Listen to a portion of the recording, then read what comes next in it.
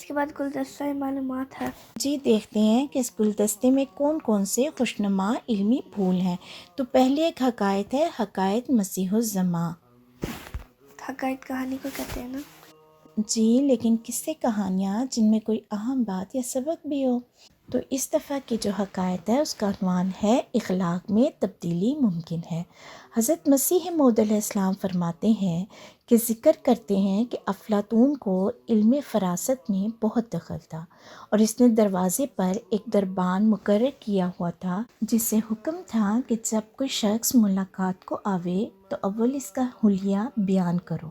اس حلیے کے ذریعے وہ اس کے اخلاق کا حال معلوم کر کے پھر اگر قابل ملاقات سمجھتا تو ملاقات کرتا، ورنہ رد کر دیتا۔ ایک دفعہ ایک شخص اس کی ملاقات کو آیا، دربان نے اطلاع دی۔ اس کے نقوش کا حال سن کر افلاطون نے ملاقات کا انکار کر دیا۔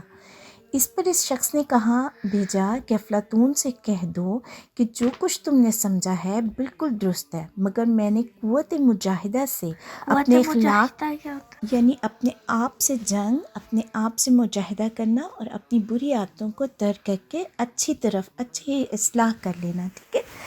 تو اس نے کہا کہ قوت مجاہدہ سے اپنے اخلاق کی اصلاح کر لی ہے۔ اس پر افلاطون نے ملاقات کی اجازت دے دی۔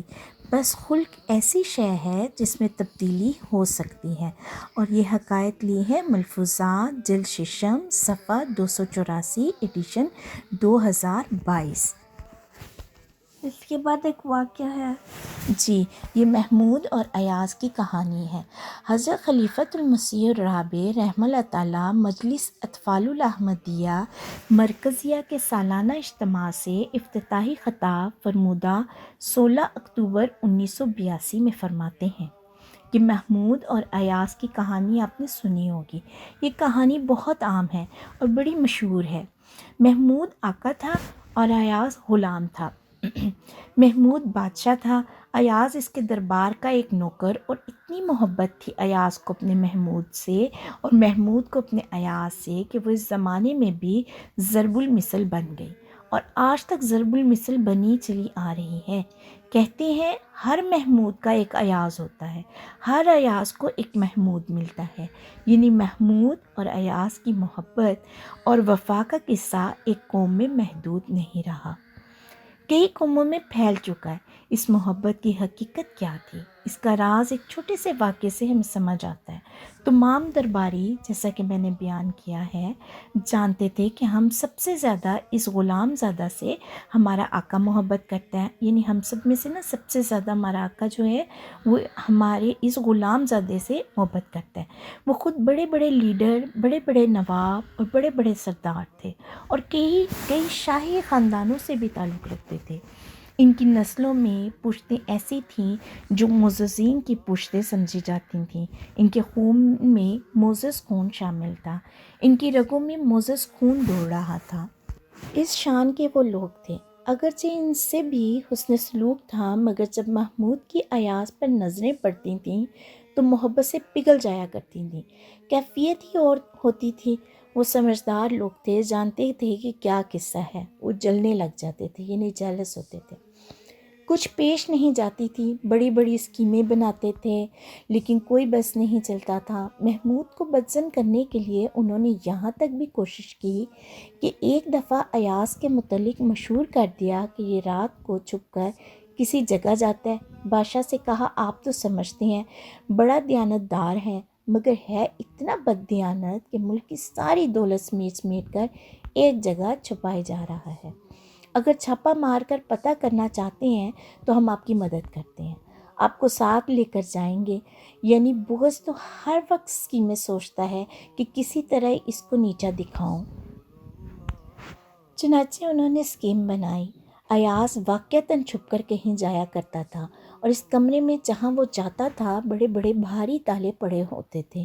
کسی اور کی جرأت نہیں تھی، پہرے تھے، کوئی اور داخل نہیں ہو سکتا تھا۔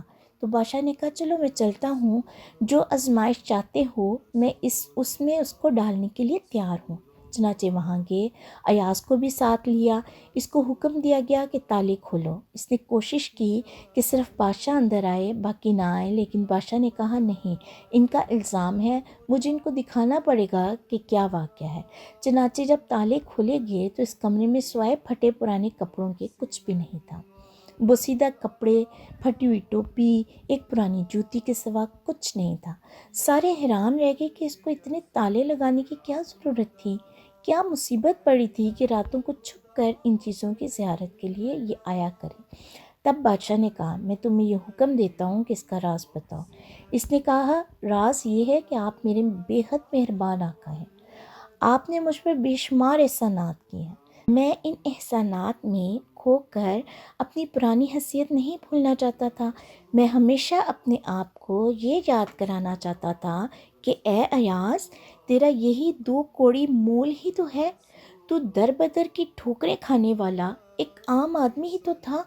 تیرے کپڑے پھٹے ہوئے تھے، جوتے پھٹے ہوئے تھے، ٹوپی بوسیدہ تھی، کئی وقت تجھے فاقے بھی کرنے پڑتے تھے۔ بس یاد کر اس آقا محمود کے احسان کو، اس نے تجھے کہاں سے اٹھایا اور کہاں پہنچا دیا۔ بس اس واقعے کو بیان کر کے میں تم سے یہ کہتا ہوں کہ اللہ سے محبت کرنے کے لیے آپ کو ایاز والے کپڑے بھی رکھنے پڑیں گے۔ یہ یاد رکھنا پڑے گا کہ ہم کیا حقیر چیز ہیں، پھر بھی وہ خدا جو ساری کائنات کا مالک ہے ہم سے خود محبت کا سلوک فرماتا ہے۔ مطبوعہ روزنامہ الفضل ربوہ 16 جولائی 1983 بحوالہ مشعل راہ، جلد سوم، صفحہ 59 اور 60۔ تو اس میں سمر آپ کو کیا سمجھ آئی؟ احسان کو یاد رکھنا چاہیے۔ جی، کہ ہمیشہ کسی کا بھی احسان ہو، خاص طور پہ اللہ میاں کے بھی احسان کو یاد رکھنا چاہیے۔ ٹھیک ہے، جزاک اللہ خیر الجزا۔